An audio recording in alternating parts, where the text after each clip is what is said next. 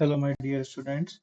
Today I'm going to discuss with you two topics. First topic is India and the world, and the second is neighboring country of India.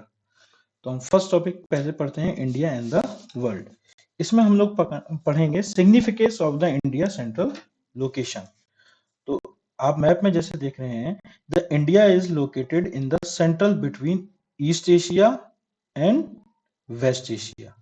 ये देखिए, India west Asia और east Asia के बिल्कुल क्या है, central में located है.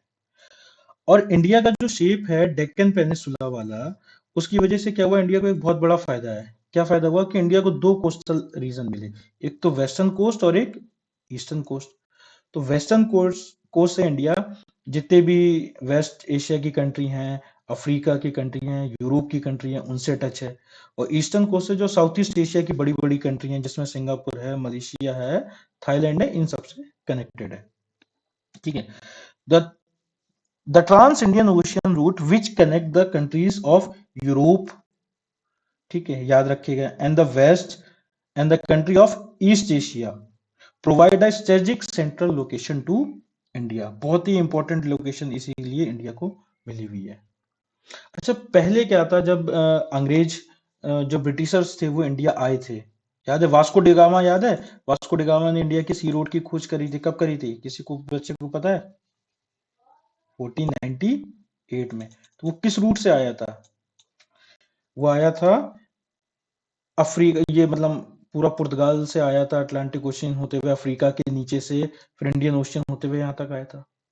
याद है?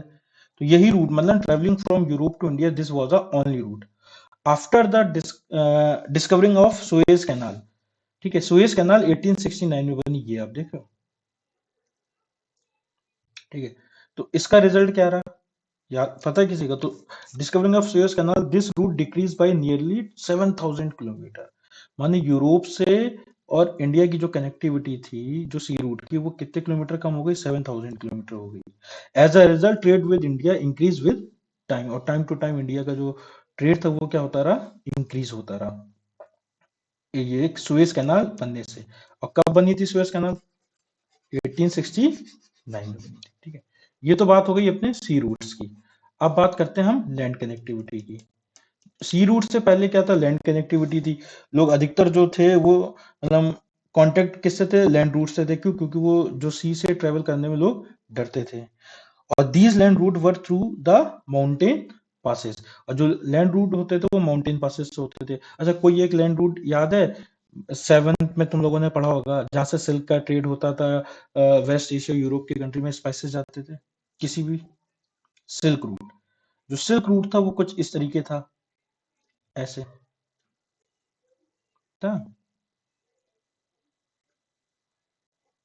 माने यहाँ पे मतलब जो वेस्ट एशिया की कंट्री थी और यूरोप की कंट्री थी, वो सब किससे कनेक्ट थी? सिल्क रूट के थ्रू कनेक्टेड थी. और कई सारे रूट्स थे, उनसे क्या होता था, इंडिया स्पाइसेस और कॉटन का ट्रेड करती करती थी. और इन्हीं रूट से the ideas of Upanishad, Ramayana, story of Panchatantra, decimal system, ये सब पूरे वर्ल्ड में क्या हो चुका था, फैल चुका था. पूरे वर्ल्ड में, मैंने हर जगह इंडिया के डेसिमल सिस्टम के बारे में पता था. जीरो की खोज भी इंडिया ने करी थी, वो सब पता था. स्पाइसेस, सारे मतलब चीजें जा चुकी थी पूरे वर्ल्ड में एक दूसरे के पास. तो ये तो बात थी पूरे वर्ल्ड की. अब बात करते हैं हम अपने पड़ोसियों के बारे में. पड़ोसियों से याद आया, मेरे जो पड़ोस वाले सर है ना, वो तो बहुत अच्छे हैं. जब भी उनके यहाँ कुछ अच्छा बनता है ना खाने को, वो मुझे दे जाते हैं. मगर इंडिया के भी पड़ोसी क्या ऐसे ही हैं? चलो हम देखते हैं. तो इंडिया के जो पड़ोसी देश हैं, जो टोटल नेबरिंग कंट्रीज है, वो कितनी हैं? 9. याद रखना, 9 नेबरिंग कंट्रीज हैं. कौन कौन सी? तो एक तरफ से हम पढ़ते हुए चलते हैं. तो सबसे पहले हम वेस्ट में पढ़ते हैं, पाकिस्तान. याद रहेगा, पाकिस्तान की बाउंड्री कहाँ कहाँ टच होती है? तो देखो, राजस्थान पंजाब, राजस्थान, गुजरात, और दो यूनियन टेरिटरी में, एक लद्दाख में और एक श्रीनगर में, ओ सॉरी, जम्मू एंड कश्मीर में. इसके बाद दूसरा जो वेस्ट में कंट्री है इंडिया का, वो कौन सा है पड़ोसी? अफगानिस्तान. अफगानिस्तान की जो बाउंड्री टच है वो सिर्फ एक जगह है, लद्दाख से है. ठीक है, याद रखना. और ये भी एरिया है पीओके, पाक ऑक्युपाइड कश्मीर. और सबसे छोटी एलओसी है हमारी अफगानिस्तान की, 105 या 106 किलोमीटर, सबसे छोटी है अफगानिस्तान के साथ. उसके बाद नॉर्थ में आ जाइए, चाइना. कहाँ कहाँ है देखो, लद्दाख, हिमाचल प्रदेश, उत्तराखंड, सिक्किम, अरुणाचल प्रदेश। ठीक है, फिर उसके बाद नेपाल में उत्तराखंड, बिहार, उत्तर प्रदेश, वेस्ट बंगाल और सिक्किम। 3 हो गए हमारे नॉर्थ में। अब बताइए नॉर्थ ईस्ट में 2 हैं, एक म्यांमार और एक बांग्लादेश। ठीक है, इन्हीं में कंफ्यूजन रहता है लोगों को कि कौन से स्टेट्स की बाउंड्री टच हो रही। तो याद रखो म्यांमार में लाइन से हैं बिल्कुल एकदम, अरुणाचल प्रदेश, उसके बाद क्या आ गया नागालैंड, फिर मणिपुर और उसके बाद मिजोरम। ये 4 स्टेट्स हैं, बिल्कुल याद रखना, इजी है।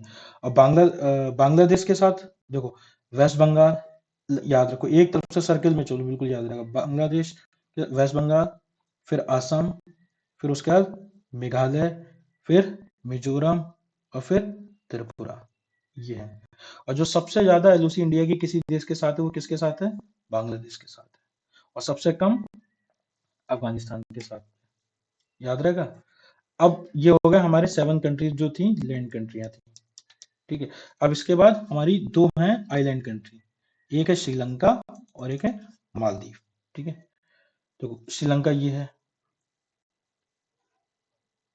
ठीक है, श्रीलंका और इंडिया के बीच को जो अलग करता है वो क्या है, गल्फ ऑफ मन्नार और एक गल्फ ऑफ मुन्नार और एक है पाक स्ट्रीट। याद रहेगा, बिल्कुल। और दूसरा है मालदीव। मालदीव जो लक्षद्वीप आइलैंड है उनके बिल्कुल साउथ में है। ठीक है, और इसको मालदीव को लक्षद्वीप से जो अलग करता है वो करता है 8 डिग्री चैनल। कितना, 8 डिग्री चैनल। याद रहेगा, इजी है, कोई नहीं। तो ये इंडिया के कितने हैं, 9 नेबरिंग कंट्रीज थे और ये सारे उनके क्या थे, देश थे। अच्छा एक चीज बताओ, इंडिया और पाकिस्तान के बीच में जो एलओसी उसका क्या नाम है, पता है किसी बच्चे को, बताओ, नहीं पता, उसका नाम है रेड क्लिफ। ठीक है, याद रहेगा। अब इसके बाद हम बात करते हैं इंडिया के स्टेट्स और यूनियन टेरिटरी के बारे में, जो हमने डिस्कस भी करा था। तो स्टेट्स कितने इंडिया में, 28 है। देखिए लास्ट ईयर एक नया स्टेट इंडिया में ऐड हुआ था, कौन सा, तेलंगाना। ठीक है, और इस साल एक स्टेट कम हो गया, उसको 2 पार्ट में, 2 यूनियन टेरिटरी में हमने क्या कर दिया, डिवाइड कर दिया, जम्मू कश्मीर को। कौन कौन सा, एक जम्मू एंड कश्मीर और दूसरा लद्दाख। तो अब टोटल कितने स्टेट्स इंडिया के पास, 28 स्टेट्स हैं और 8 यूनियन टेरिटरी है। यूनियन टेरिटरी 8 कौन कौन सी हैं, देखिए नॉर्थ में हमारे पास 4 है, लद्दाख, जम्मू कश्मीर, चंडीगढ़ और नेशनल कैपिटल दिल्ली। याद रहेगा। वेस्ट में हमारे पास कौन सी है, वेस्ट में हमारे पास है दादर नगर हवेली और दमन एंड दीव, जो अब एक हो गई है। ठीक है, पहले अलग अलग थी, अब एक कर दी, दादर नगर हवेली और दमन एंड दीव। ये आपको दिख रहा होगा। ठीक है, दादर नगर हवेली और दमन दीव। इसके बाद हमारे पास 2 आइलैंड वाली हैं, कौन सी हैं, एक है लक्षद्वीप और दूसरी बताओ, अंडमान एंड निकोबार।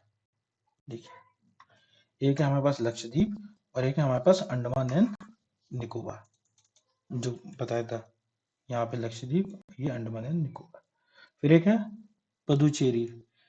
इसके 3 पार्ट याद रखते, एक तो यमन है आंध्र प्रदेश में, कराईकल तमिलनाडु में, माहे केरल में। ये तीनों आपस में मिलके बनती हैं पुडुचेरी या पौंडीचेरी। याद रहेगा। तो हमारे पास कितने स्टेट्स हैं, 28 स्टेट्स हैं और यूनियन टेरी 8 है। अब हम डिस्कस क्या, मतलब अब बस ये हमें पता होना चाहिए कि स्मॉलेस्ट स्टेट कौन सा एरिया के अकॉर्डिंग, वो है हमारे पास गोवा, और लार्जेस्ट कौन सा है, राजस्थान। ठीक है, याद रहेगा, सबसे छोटा गोवा है और सबसे बड़ा राजस्थान है। ये राजस्थान है और ये इधर ये गोवा। और पॉपुलेशन के अकॉर्डिंग जो सबसे कम पॉपुलेशन है लिस्ट वो है सिक्किम में, जो सबसे ज्यादा है वो क्या है, बताने की जरूरत ही नहीं है, यूपी। तो आज का चैप्टर हमारा हुआ फिनिश।